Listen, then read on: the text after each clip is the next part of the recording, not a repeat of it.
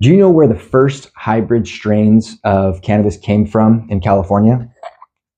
The first time that strains from an indica plant and a sativa plant were crossed together actually happened in California by a guy named Eddy Lepp and his friend Jack Hare. Eddy Lepp came into a dispensary that I was working at on a 420, and he explained the story of how he got the seeds from Europe and brought them to his farm in Northern California. And in Northern California is where they did the first hybrids and the crossings of indicas from Europe to the naturally growing sativas here in California. And so the original hybrids, or the original like crossings, took place here in Northern California. So that's a fact. You can look it up.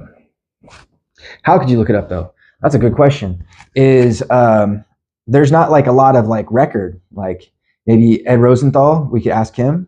He's still around. Maybe Dan Hare, we could ask Jack's son. The Eddy Lepp family, he's got some kids, and they could tell you the story. So look it up. Prove me wrong.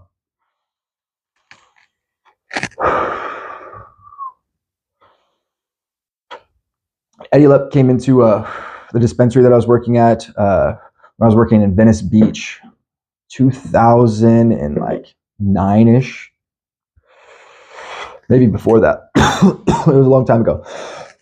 We're like, hey man, you look like Eddy Lepp.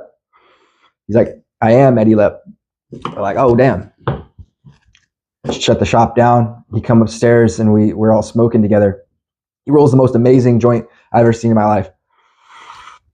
The way that he did it, he took a pack of zigzags, pulled out a paper, and he sealed it by using only half of the gum line. It's like an 1/8 of an inch seal. And you can see the flower on the other side of the gum line because it's like a different color. Most impressive joint I've ever seen rolled in front of me in my entire life.